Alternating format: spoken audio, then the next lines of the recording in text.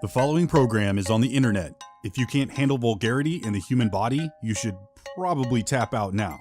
Now that all the serious shit is out of the way, we can start.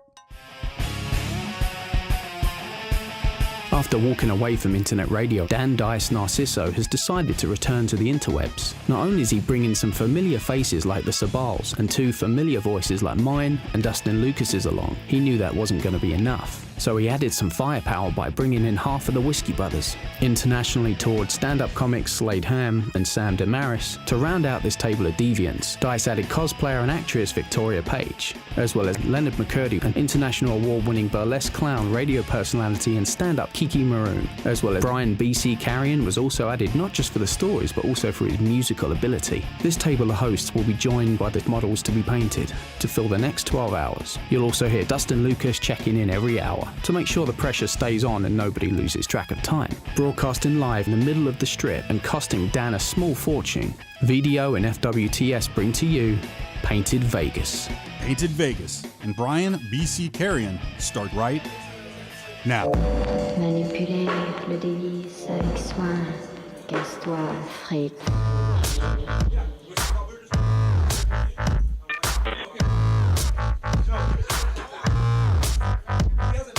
Yeah.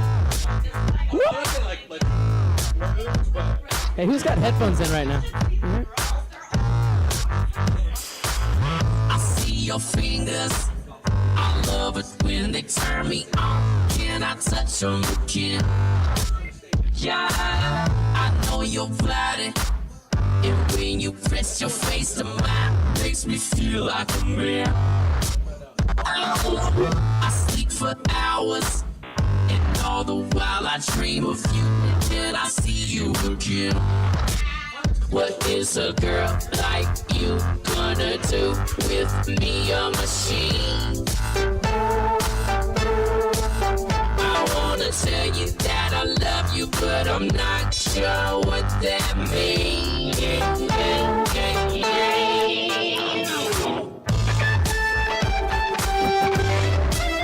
Oh, yeah.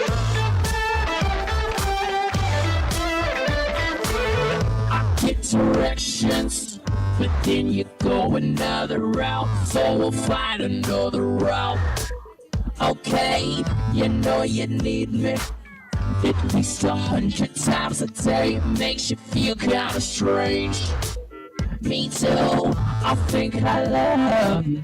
I've told you time and time again, but you don't listen to me. What is a girl like you gonna do with me, a machine?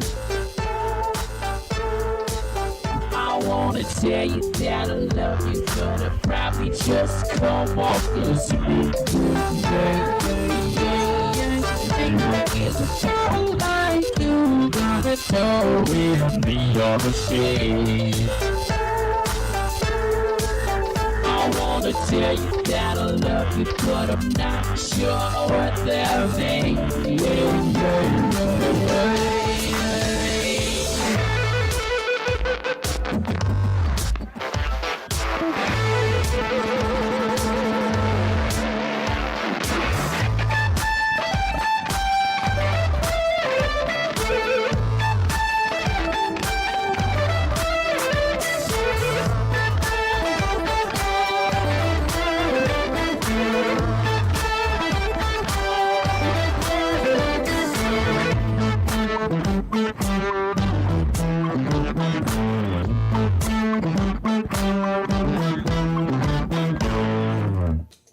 Oh, jams. Now, I don't know if you... Hey, you can actually go to my YouTube and download that video so you can talk like a machine as well. If you go to Who Is BC and kind of put it in front of your mouth as the video plays, it's actually super fun when you're in front of people because it freaks them out a bit. You actually did it in front of us and it freaked us out a bit. Okay, good. You're like, what the... I just wish I would have known my mic was on that whole set. Oh, it's okay. I heard every word you said about me. I know. But we are back. Painted Vegas 2016 still, right? We are in hour... Somebody help me? 17. I think we're in hour 8. I should just look at the time chart that says hour 8. You wonder why I don't know what were you done? I'm sorry, brother. No, I was going to give you some backup music if you don't mind. Yeah. I'm gonna do a little light No, beat for you. it's literally one of those things of me and Leonard were working. You tapped out at what, 5:30? 5:45, he tapped out. I followed shortly behind him. I got in my car, or not even in my car. I walked 30 feet to my hotel. I turned around and showered and came right back here, continued to work until about 10 after 6. And then went, oh, maybe I should sleep. I got about 20 minutes of sleep in the studio until a mic stand fell. And then scared the shit out of me. And then I had another 10 minutes before we actually finished and started this. And then it was utter chaos this morning. Anybody that's been listening since hour 1 is going, that's not the same guy that was a sociopath this morning, is it? And he's still sober too. So did we really lose everybody? I still didn't get to piss either. I can't hear you. How about now? Yes. Well, Like literally everybody went to piss at the same time. We have 2 bathrooms between us. well, we got. I mean, What do you want me to break into a song here? I can't hear you again. Still can't hear me. You're really low. BC, you want to just do another one? Sure. I know you're prepped for it. How about some Bobby Clement? That's later. Oh, man. Yeah. What? I wish I knew that, really. Yeah. Let's see.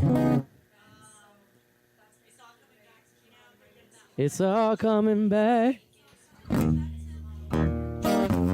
I really, I gotta go. Stories from your friends next door.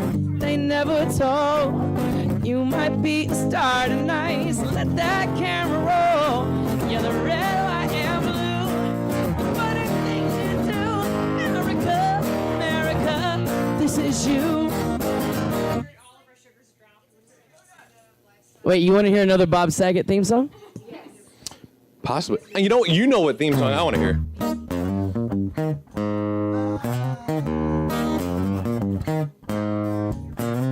Whatever happened to predictability? The big man, the paper bar, or even in TV. You see some old familiar friends that waited us around the bend. Everywhere you look, everywhere there's a heart, I'm here to hold on to. Everywhere you look, everywhere there's a place, or somebody could need you. We lost out there, you're all alone. Light is waiting to carry you home. Everywhere you look, bye. Shoo-be-doo-bop-bop-bow. Can't beat that one.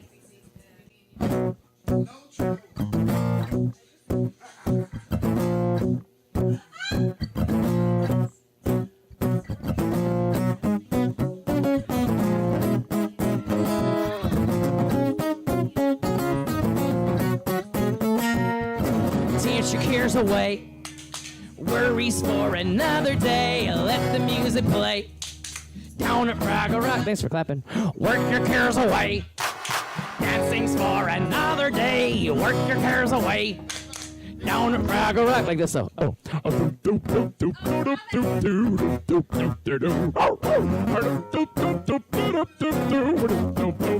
I caught a fagel.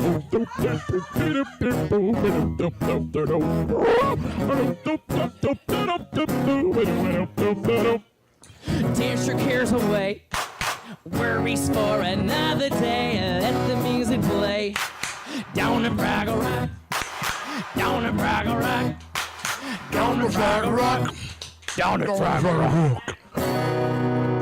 Once again, Brian BC Carrion at whoisbc.com. I'm back, brother. I know. That's why I was like, all right, we don't have to make him keep singing. I just need one person to talk to sometimes. No, it's, guys, you don't know how hard this is. Oh, no, I do. See, when I used to do this shit, if my old co-host took off for like a summer, I had to deal with third mics, being the second mic. And you just wind up talking for 5 hours going, because that's the only thing they have as a response. And that's why I invited all you to do this, because I realized it was going to be me, Tony, that said 10 words today, and David, who's been in the other room all day, doing a 12-hour show by ourselves. And you have to paint in the middle of all this shit. And that's really what it came down to. I was like, we need fucking backup on this shit, man. Like, I'm dumb, but I'm not that stupid. This is fucking fun. I say that I think I'm going to combat the crash and power through this motherfucker. The alcohol. We're getting close. The alcohol needs to somewhat be introduced That's into my what I system. was thinking. Oh, we got 5 hours left. Do we? What time is it? It's 3 o'clock. 6:05. Yeah. Y'all we have do been lying time. to me. Well, in 2 hours. I can pull this shit off in 5 hours. I thought I had 3. No. Do you know what happened? I'll tell you the honest God truth. I've been awake so long, my brain is fucked up. This bitch is in military time. It says 15:08, so I thought 5:08. I'm not going to say anything against it because I looked at it just now as you were saying it and went, fuck it, it's 5:08. My phone said 3. And it doesn't help that the glare is literally on the ones on like all of these too. Well, and I mean, it looks like it's 5:08. Most of us in the last 4 days have had like 3 hours sleep, so. Yeah, It's somebody a little sent me a wacky. text message, and I looked down at the text message. I was like, "What the fuck do you mean 2 p.m.?" How did I go back in time? Wait, I missed it for that. Well, dude, that's why I had to walk out in the long? middle of your story. Like you said, I've unintentionally did this to my daughter, and I started laughing. I'm like, I walked out and went, "This is not even funny. Why the fuck am I laughing?" Like you gave me this look, like, dude, do I have to slap you later? We've gotten better. I don't have to kill you. No, I need to leave the fucking room. It was just that uncontrollable. I'm fucked. Our brains are fighting to keep talking right now. I know. I had to go get I sugar wrote those boards and I water, can't even read them like, from I'm here. not going to zone out. I'm not. That's gonna why. zone out. That's I'm why I zoning keep out. smacking into this microphone. You and Slade are so great at it. Y'all just keep going on like if you. Kinky, turn it on. Turn her microphone on. Yeah. None of that was heard. Oh, there you are. See, this is how zoned out I am. Yeah. Yeah. I heard you. Yeah, sorry. Yeah, I'm people. sorry. Yeah, I'm used to like. I really hope you're enjoying this shit. And so, yeah, it's definitely a challenge compared to the radio that I'm used to. Sure, if I ran it, I'd be like, okay, let's take time to meditate and breathe in 3, Yeah. 4. We need to pray before we start the next I'm amazed you haven't taken a joint break. It's happening. The thing is, I've already been kind of quiet. Once I smoke, I'm out of there. I'm just watching and laughing. Yeah, it's difficult to hold Yeah, a conversation. For sure. What were we talking about? We were talking I just got about. confused on who the fuck walked in the room. I thought something happened to Slade. It's Tony. Oh, hey. We were talking about what, BC? The kind of people you hang around and like maybe taking on their mannerisms and stuff. And I've known this for a while, and I want to tell you this because I love the way you do it. I stole your laugh. Like I stole that. Like I go to that when I think something is hilarious. I'm like, oh, do the same laugh. That shit is funny. You find me all the time. Now that you're here, awesome. it's cool. We can do it in harmony. Have a I laugh think off. that's just an entertainer trait. Like we wind up just hearing it. I mean, I was talking like BC yesterday, and it was creeping me out because I just spent, 24 hours straight with you, and I was picking up random little fucking mannerisms in the tone and cadence, and I walked in and went, shit. I do it on purpose. I like to act like my black friends act. Like I want to act like them. Well, that's why I because thought you were black. They're ultimately cooler than I am, and it just like is ingrained in my head that's the cool behavior right there. It really is. I'd like to be modest about it. And when people are like, black guys are just cooler than white guys, but I can't. You know why? Black Because privilege? I'm probably the whitest black guy you know. I envy black guys. It's when you say like, yeah, they just have that swag about them or whatever. I'm like, I know, right? And they're like, you're one of them, dumbass. I'm like, yeah, but dude, I'm not on a fucking TI level. You know what I mean? I don't have that. Lil Wayne is managed to pull off being the ugliest son of a bitch on the planet and somehow making himself look sexy. I mean, he just got this fucking confidence and cockiness to him. And it's great to where that's why when we said that about black guys, I'm like, yeah, aren't they cool as fuck? Yeah, I've met a lot whiter black guys than you though. Many of them. I'm sure you have as well. You've got that whole OJ? Seven Dust thing going on with the We dreads were and your talking about Misfits that shirt, last night. right? I We're was like, what thinking band are we about going to that. pretend to be? Yeah, Seven when Dust. we hit Fremont, they said, what band are we going to pretend to be? And we all settled on Seven Dust. We got the one black Excellent guy. choice. And no one asked. Well, weren't you sitting in Egypt fucking pretending to be somebody? No, I wasn't pretending to be anybody. Everyone in Egypt kept coming up and they were just, Bob Marley. From the bus to the pyramid 17 times, we counted. Holy shit. God. In Sorrento, Italy, like almost causing car wrecks. People's trying to stop to get pictures with me. Like, you understand, they've never seen dreads except for on Bob Marley or on television. And all of a sudden some dude comes over with long fucking dreads. Because, I mean, it's not like we were in Rome. We were in Catania and Sicily and shit. Yeah. So the Romans, yeah, they get all kinds of fucking tourists and travelers. Probably not a big deal. Paris, France, probably not a big deal. You go to Nice, what the fuck is that thing? You know what I mean? So how long have you been growing them then? 9 long agonizing years. That's incredible for only 9 years, though. I've seen people like at 18 and they're maybe half that or something. A lot of That's people. great. A lot of people trim and prune and. Yeah, I was talking last time. I was like, I like the way it's shaped in the back because he just got his hair done, so I thought it was cut that way. He's like, that's just the way his hair grows, is like in this V in the back. I'm just naturally a fashion when I go get it icon. done, I just get this stuff trained into the rest of it. Otherwise, it'll just be a big froey thing with dread sticking off the bottom, and then they'll grow and they'll stick together. Yeah, it's they're annoying. Sometimes I'll be standing there with a drink, just talking. They're in my drink. I'm driving, and when I do like this to get over to the left, they're pinned in the seat, so I can't turn my fucking head. During sex, I'm the one telling the girl, "You're on my hair." If I'm on top, she can't see. And that's real shit too, because even guys with just regular long hair, women don't realize it because they think it's just them and it's just exclusive. Oh yeah, no, we don't realize what having long hair sex is like. You guys think it's exclusive just to you, but when you have a woman with long hair fucking a guy with long hair, the two of you just become a mess. It becomes Cousin It with sweat and hair, and everybody's got a shoulder blade. It's Avatar. You're trying to link up. Yeah, it can be annoying. Okay. And so April 4th was my last haircut in 2007. April this year will be 10 years, and I said I was losing 10 inches in 10 years. Well, for 10 years. I was going to come back to about right here, because 10 inches for me, I still got long hair. Yeah. And I think if you cut it chin length, though, it would look like kind of weird in 90s. I still got the pictures. 90s. It was pretty fucking Yeah, fly. don't you think it looks kind of like 90s R&B? Like, you don't want that. But as soon as I fucking said that, because I put that on Facebook of April 4th this year, I was like, today next year will mark 10 years, and I'm losing 10 inches off my hair. As soon as I put that up, people were like, no, and I'm like, I've kind of become known for it now, and I don't know. Yeah, is it a pain in the ass? But it's mine. Yep. So, I don't know. I'm going to see how long I can push it before I just go, fuck this! Are you starting, Kiki?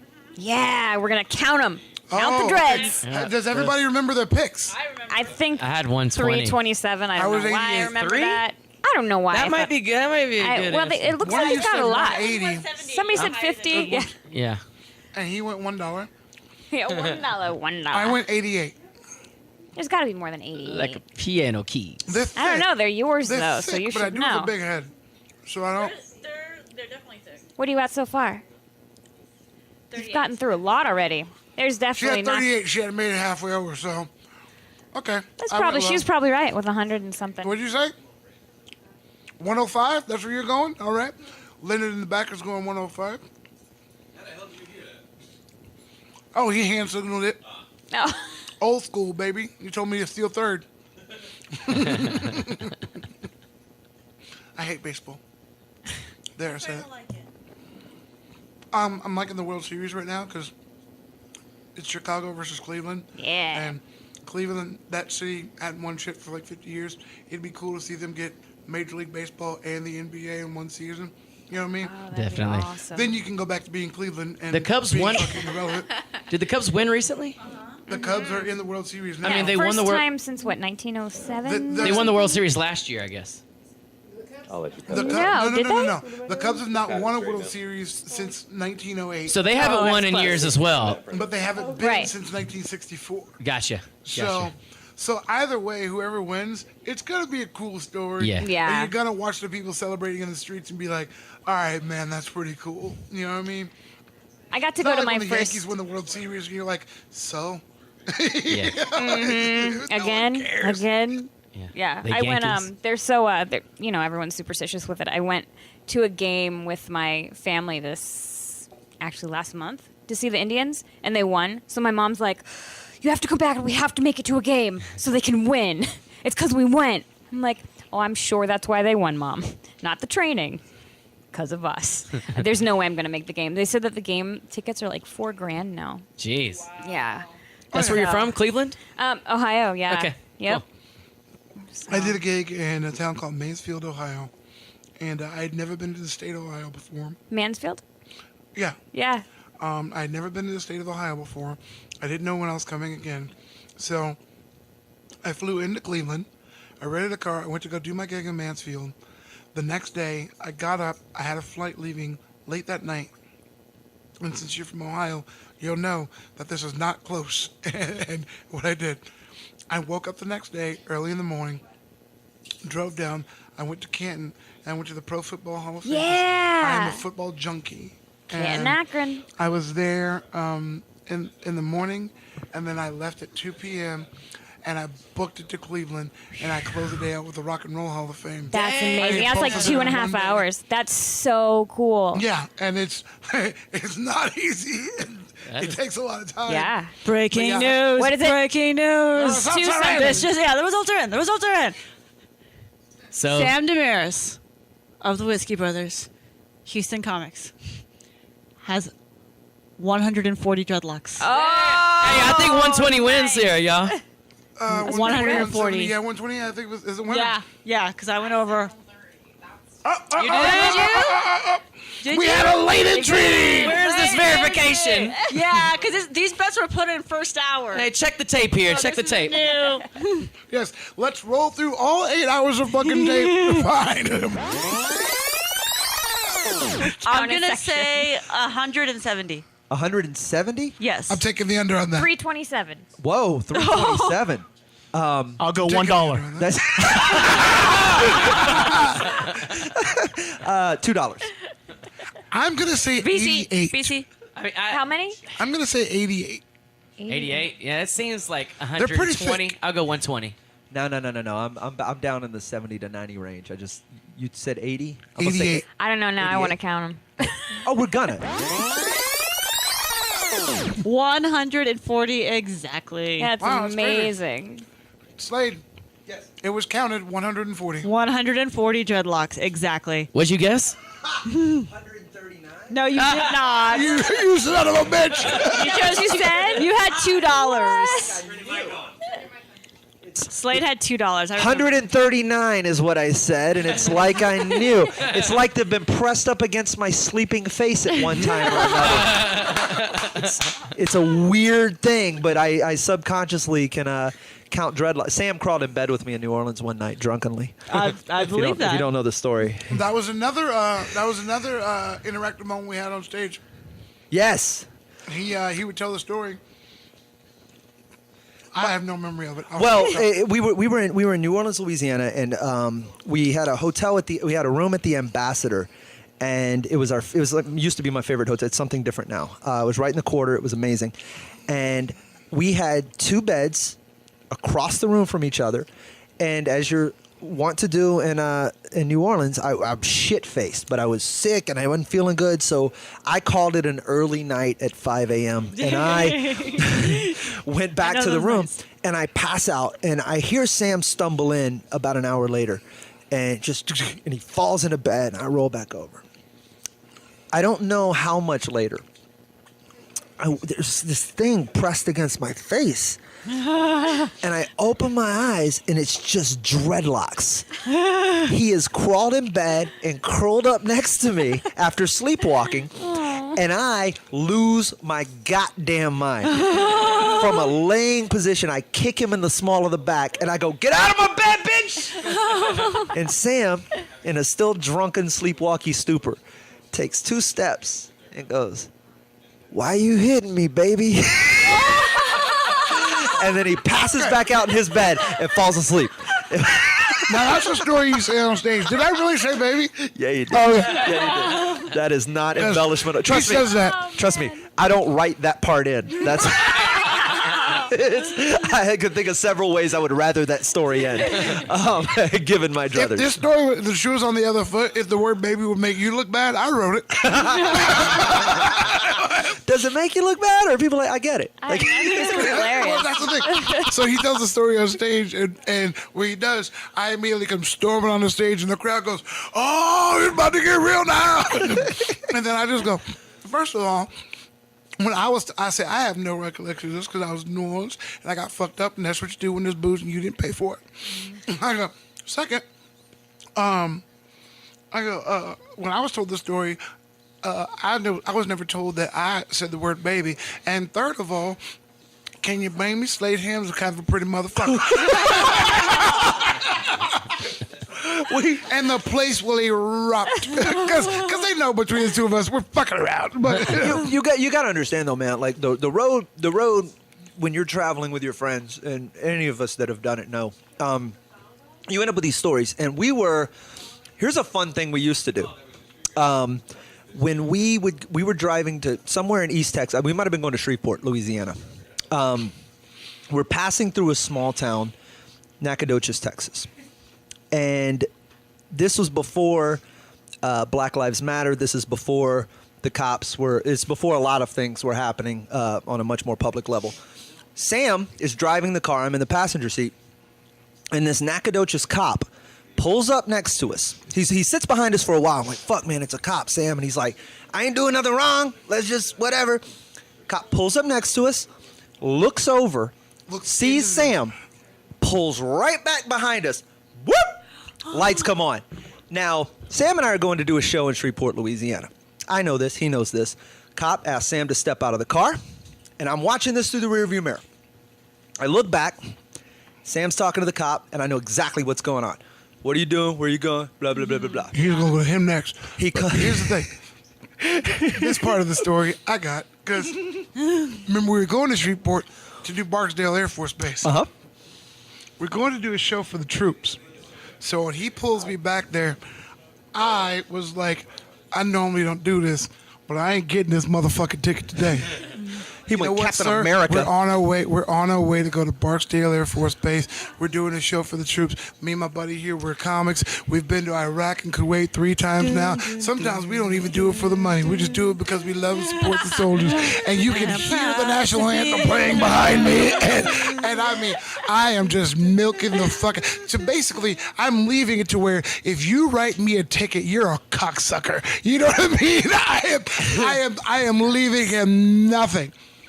He gets done, he goes, now wait right here. Proceed, you know what I mean? He goes walking up to the passenger seat. Now, I've watched this whole thing with a straight face. I roll down the window. How you doing, officer?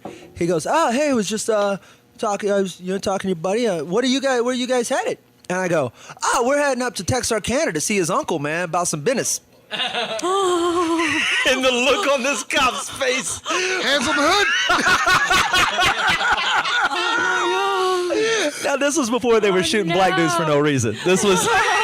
I don't do this anymore. This was an old thing. And then it's straight up, hey man, we're comedians and we're going to Barksdale Air Force Base, blah, blah. Hey man, that's not funny. I'm like, yeah, motherfucker, that's not funny. I'm like, y'all should both be sitting right here because this shit's hilarious.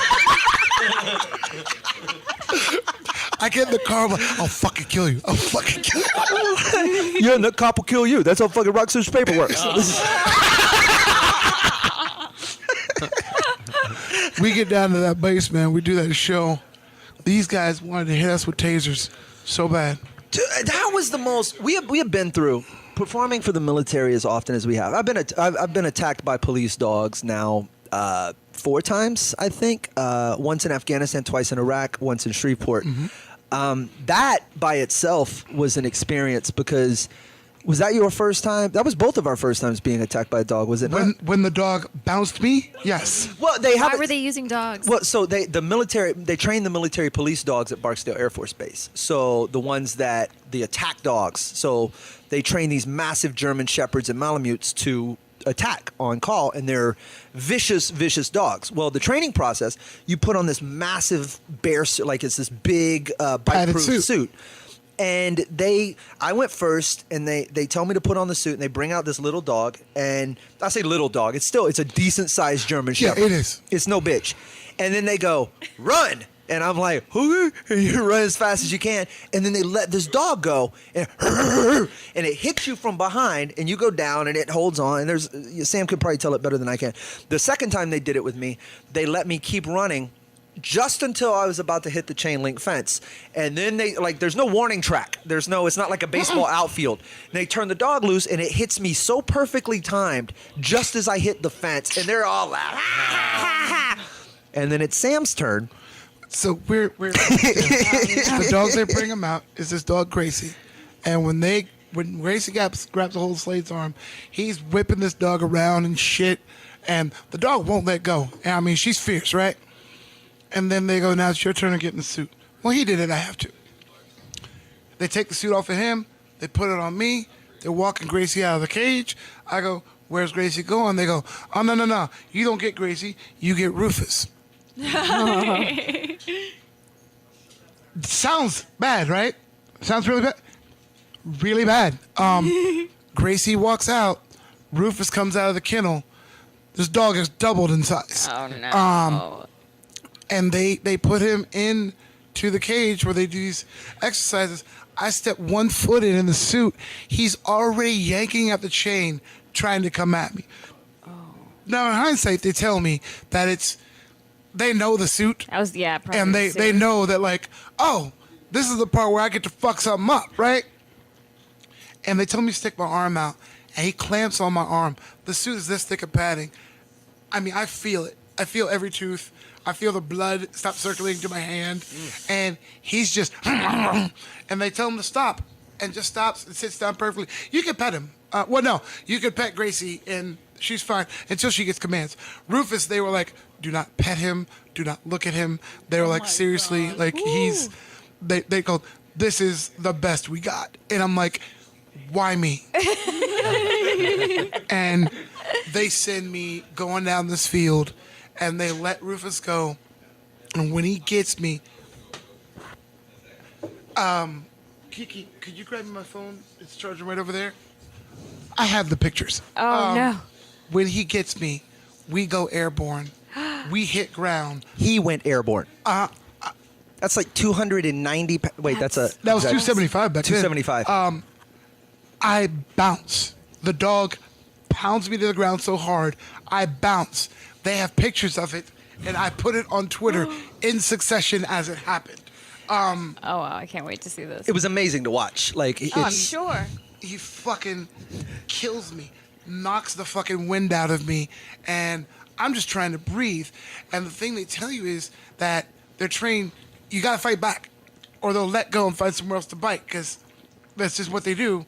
And I'm trying to breathe, and they're like, fight back or he'll bite your fucking face. Oh my God. Oh, no. But he's so beaten. Bite my face, fucker. Just get this over with. Like, he's laying there. He's I'm already dead. This is what you started. Right? I mean, just. That's insane. But and it's an incredibly cool experience. Who gets to do that? Who's been on the receiving end of an attack dog? But as fun as it sounds. Let me tell them this one, though. So then we go to Iraq, and we bring with us our buddy Brendan McKeegan. The Canadian. Brendan McKeegan's a Canadian. You want to see hazing? I mean, it's polite, it's playful, but you're a Canadian on a U.S. military base in a fucking war zone. So they put us up with the dogs and everything again, and then they put Brendan in the suit, and they tell him to go, and when they let the dog go, after him, Brendan turns around, just sticks the arm out, and the dog grabs it, whatever. And Soldier looks right at Slade and goes, he ain't getting off that easy. Come back here, keep running, don't turn around. He does it again, he turns back, he runs. Hey, look, man, look, Canadian, we're going to keep running you. You're going to take it. And this time they run him and they do like a 1, 2, 3, but they release the dog on 2. Bam! Just spikes right into the fucking ground. And Canadian volleyball. I'm going, welcome to the club, bitch. Everybody's got to do it. Yeah, that was that was an incredibly cool. I feel like we need to do that one more time. I did it the last time I did it. We were shooting a documentary. I Am Battle Comic, and the guy is, if you haven't seen the film I Am Comic, it's on Netflix. It's incredible. It's a behind the scenes look at stand up comedy, and it's the guy who shot it. It's really great. Jordan Brady is he directed Waking Up in Reno with Billy Bob Thornton and Charlize Theron, and dude's a fantastic director. So he goes with us, and he's shooting this documentary, and I'm back in the dog suit. So he's got this incredible, like 4K slow motion footage.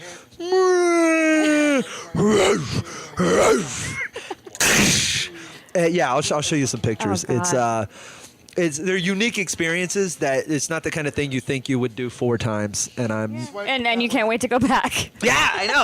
I have to do it again. I mean, I don't want to, but I've got to do it. It's pretty damned incredible. Sam, would you get back in the suit? Yeah. I'm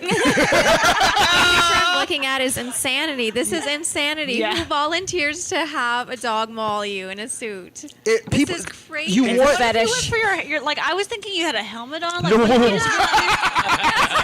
your face. How do the kids? what is How do the that? kids say? Your dreadlocks out. Totes adorbs. No, there's no. What did he want for your face or ripped your dreadlocks out?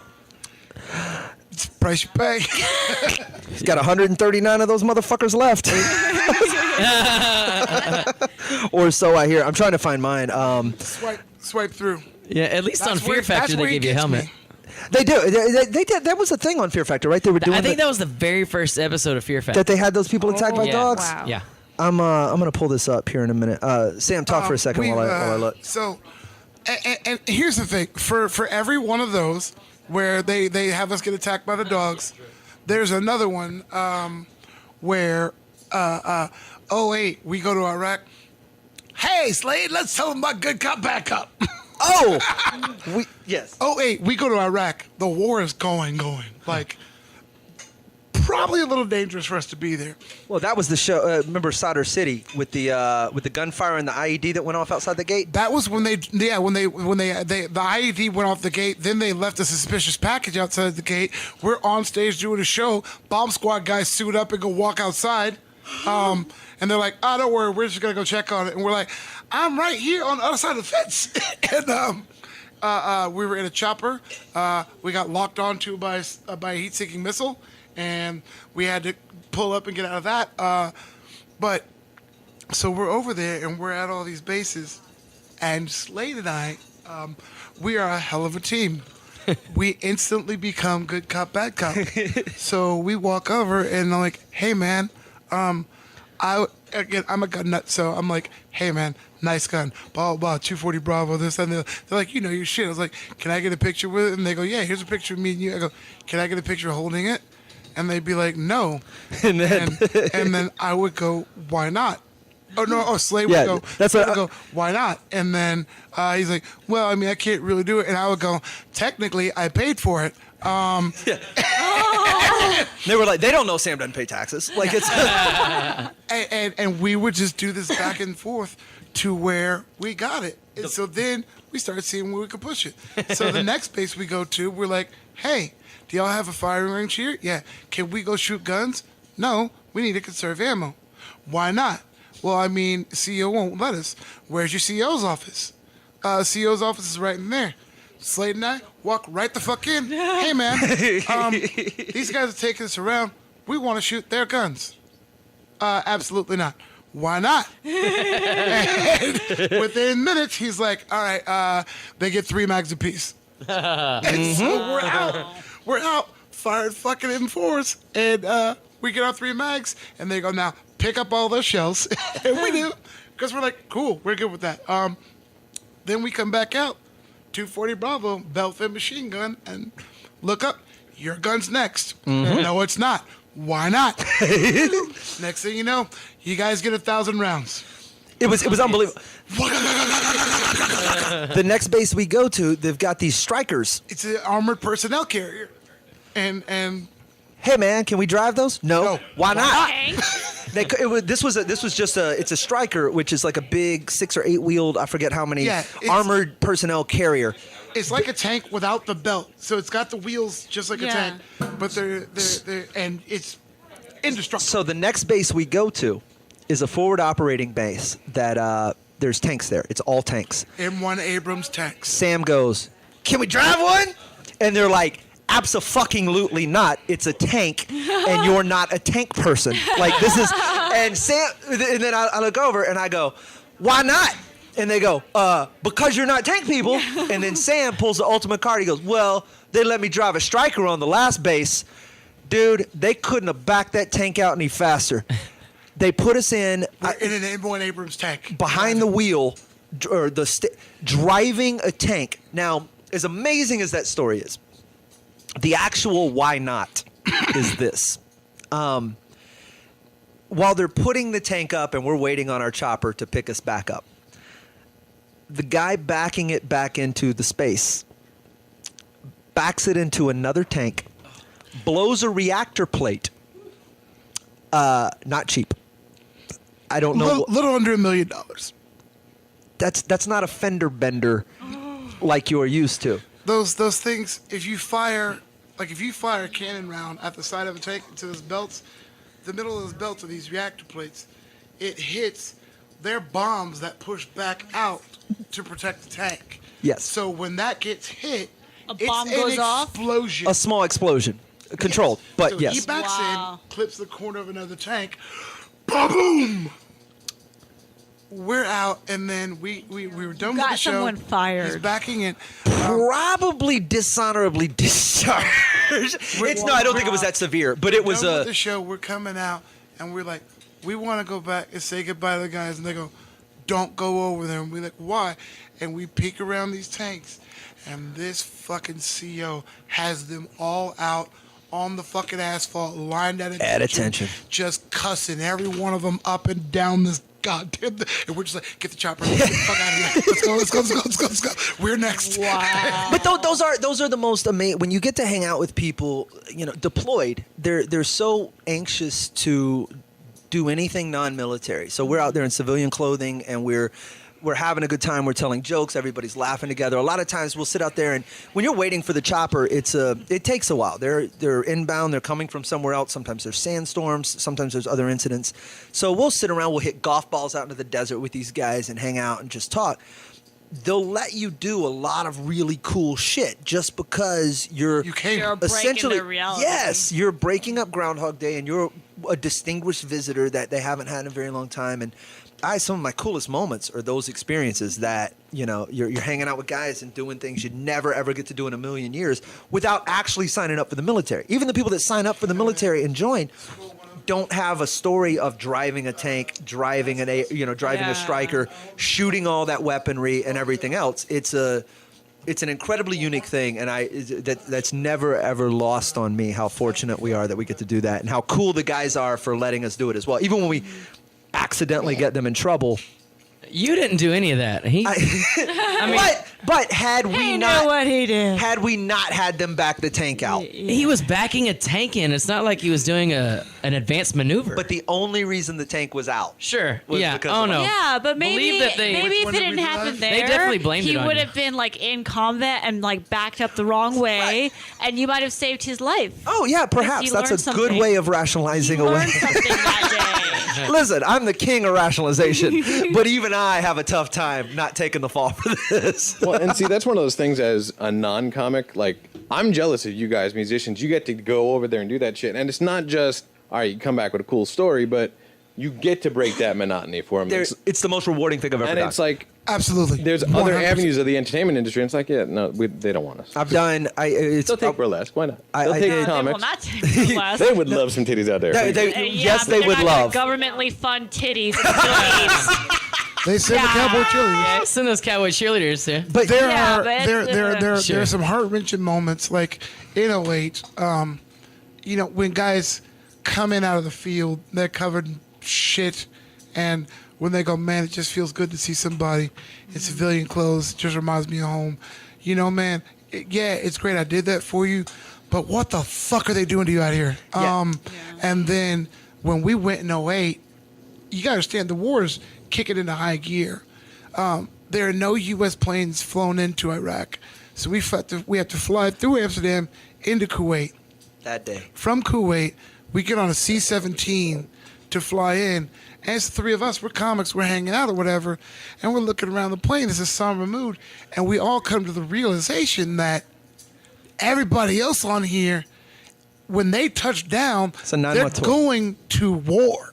And I mean, you see motherfuckers are on there nervous, and the fucking worst, there's this girl on the seat in front of us with her iPhone over and over again, scrolling through pictures of her children. And this is when Rise Against that album had just come out, and there was a song called Hero of War that. And I've got the album for the first time. This comes on the plane. It's an incredible record, and we just picked it up, and the song is about they're a punk rock group. This is a very slow acoustic song about this kid who gets recruited into the military.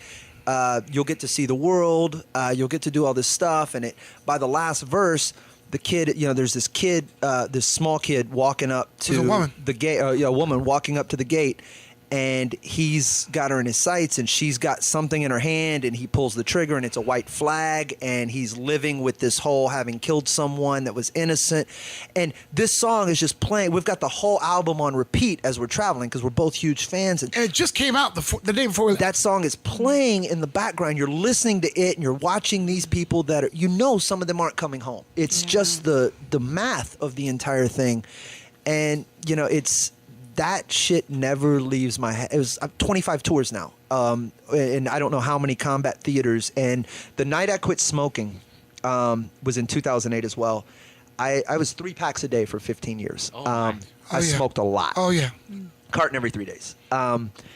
And I had quit for like 2 weeks. I hadn't had a cigarette, but I was still taking Chantix. I was still, I was quit. I was done, but I wasn't done. And in Sadr City, and it's this little base in the middle of Baghdad, and there's still activity outside the gate, and I mentioned it earlier.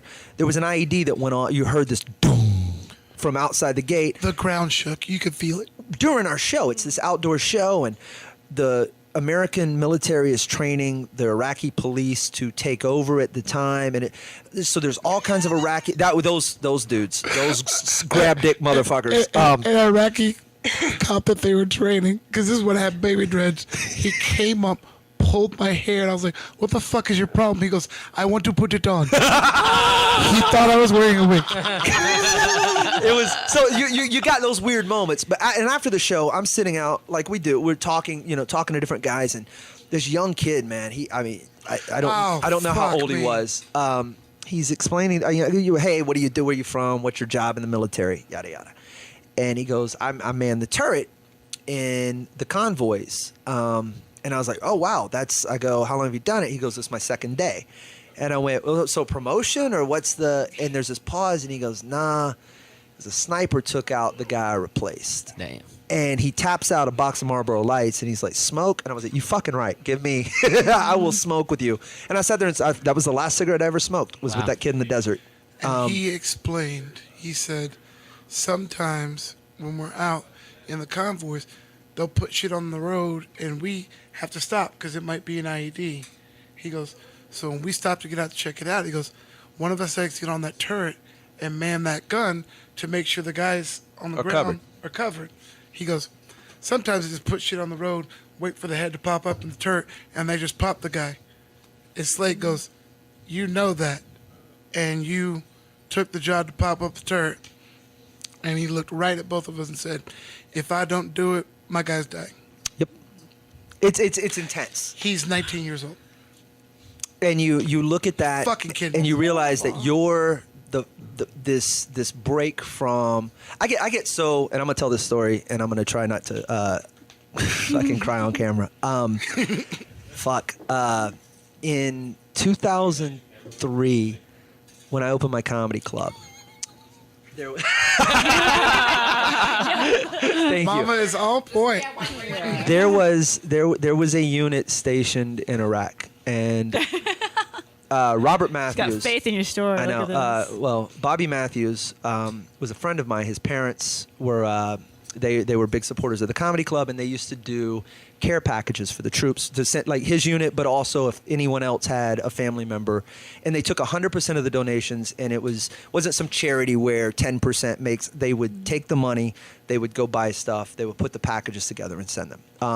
Bobby and I are still incredibly close friends. His third tour, he took a dirty round through the arm and no longer has the use of it. The arm is still attached.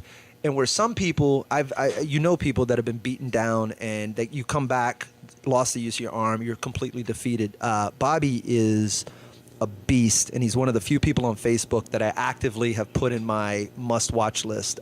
He was just in the Invictus Games. He just did another, like a Wounded Warrior thing. The dude is a triathlete. He swims, he bikes, he's in the gym every day, can't use the arm. His unit, while they were over there, I added a box of my CDs to a care package. And this kid, Sergeant Jose Velez, got my CD.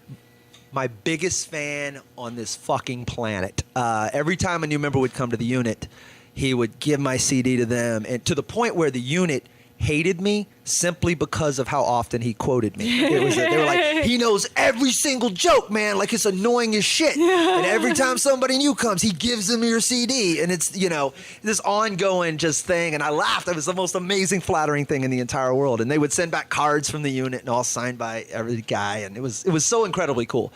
And one day, I'm checking the mail at the club, and this package comes in. I open it up, and it's this card from the unit. And when I showed you this the other night, Brian. For sure. I open up this velvet lined case, and there's a huge unit coin, and it's engraved from the members of Task Force, whatever it was. And down at the bottom, it says, in loving memory of Sergeant Jose Velez. And it's got a picture of him. It sits with my family photos right now. The kid got killed in combat, and they sent me the flag off his jacket. And they were like, that's who you deserve it. And I, like, it's the most unbelievably humbling, incredible, this kid, I'd never met him, this connection across continents, across the ocean, and you're like this light that's the break for him. You're the thing this kid is so into, and you hear about something like that, and you just, how do you, what do you do? You know what, man? It's why we went. It's why we went. I know, and it's why I continue to go. That connection is why we went, and it's why they send us. And so, it's a job well done. It's like you just have such great dick jokes, Here's what's fun to me, and we were in anything to break this fucking mood.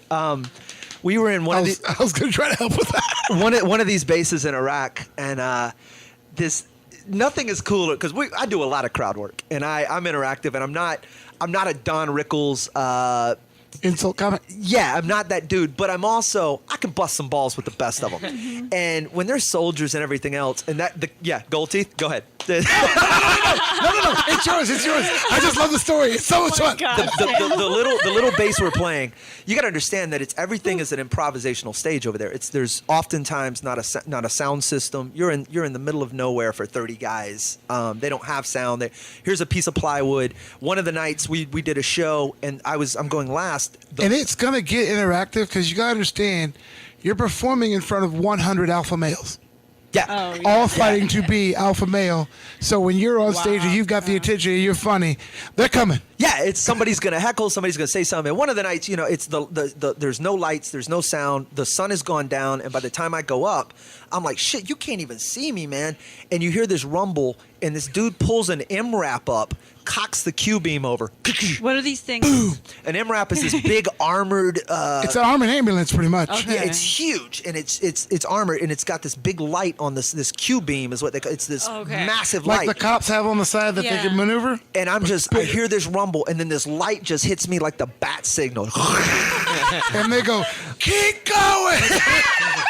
It was so cool. But the night I was talking about, the one little place we're playing, man, it felt like the Thunderdome. There were like layers to these guys. There's some guys seated around in this semicircle, and then there's some more guys kind of perched up on some other things, and then there's a balcony, like a treehouse out of plywood and 2x4s. Very temporary. And there's a whole fucking upper row looking down on you. So you're getting heckled from the sky. Oh my God. And this one dude has all the gold teeth. Every Whole tooth is front gold. Black dude, he's just heckling. And I can't remember half of what I said, but I was like, what's your job in the military? And it went to say something. I was like, let me guess. They when they bend the tank turrets, you go out there and fix it with your mouth. His boys are just dying laughing, and dude, he hit him so hard, and then the guy came after me, said he was from Oklahoma, and then the next thing was 10 minutes of fucking Oklahoma, and like, if you know the history of Texas was a republic. It eclipsed all of Oklahoma because that's how it was. I said I was from Texas, and he talked shit. And then I was like, where you from? Oklahoma. I was like, bitch, read the history books. You were Texas. We gave you up like a kid with a cleft palate. And then that dude smiles. You can see his whole mouth. And you're like, oh, that's worse than a cleft palate. But so that tour, when we were there in 08, if you want a story from that, we were there in 08, Seattle International Comedy Competition. I did it. It's a month-long competition. And prior to that, like I said, I'd won 2.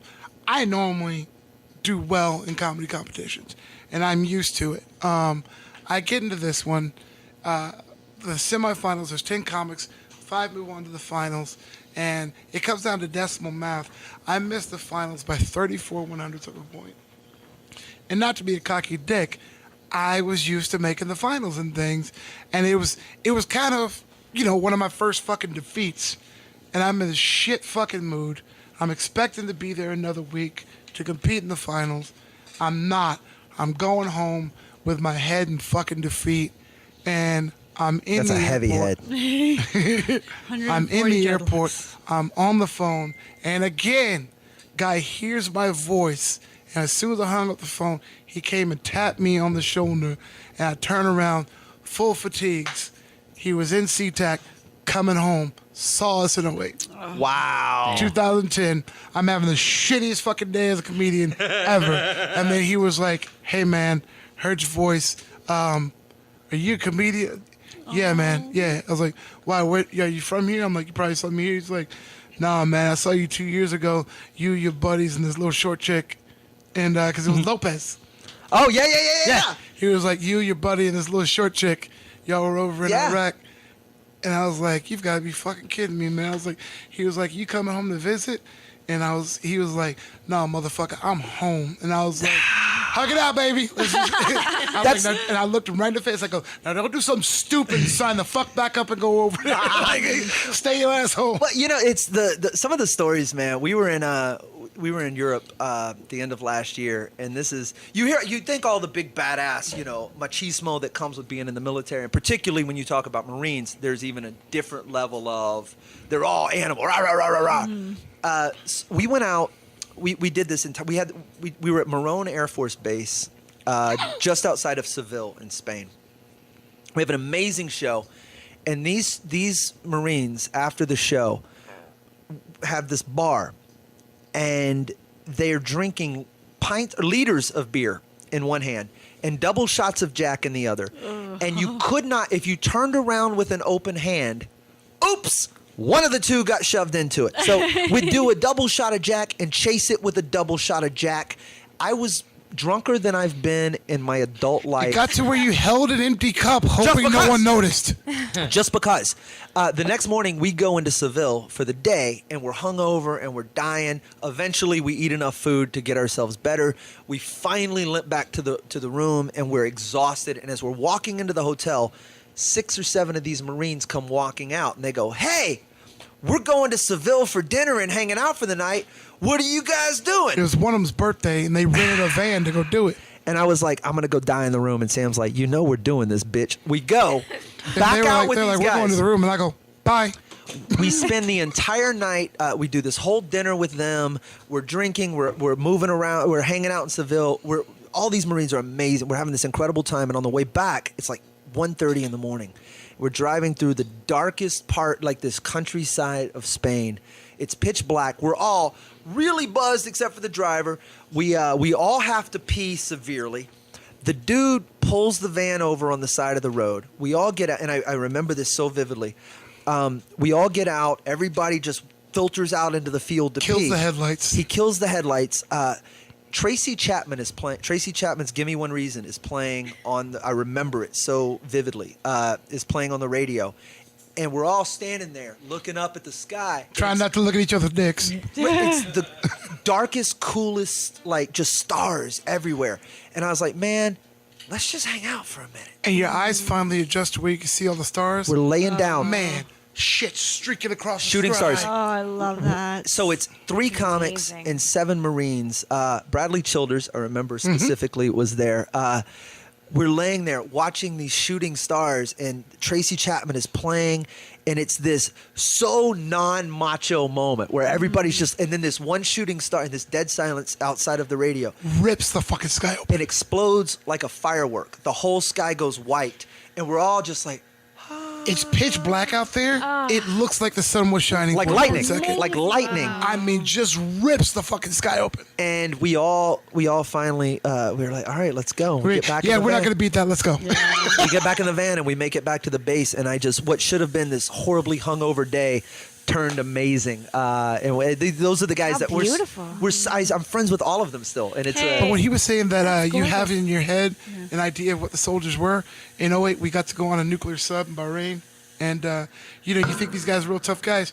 You get down there, there's guys in the torpedo room. There's one torpedo missing. He sleeps underneath all the torpedoes with his fucking Xbox. And you're just like, you're just dudes. You're just dudes. it's such an incredible thing, man. Are So your hands blue or am I seeing colors? They have been for a while. They're blue? Okay. I didn't even shit. ask why. What is on my hands? But it's been like for hours. Maybe you're. Did I touch are your something jeans painted? New? Hold your hands up. All right. Which Are girl's your- blue? Are your Girl is blue. exactly? She That's did, what I'm and that's saying. why. No, jokes. Hey, we have to take a break.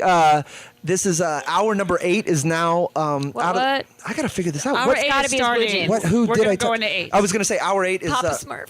God, all right, we're gonna do the. Was this hour 8? Hour No, 7? I think we're going into 8. we have.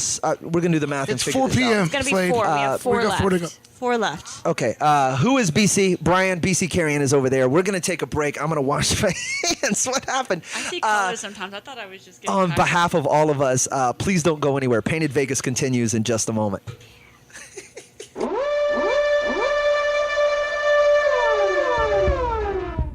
4 hours remaining.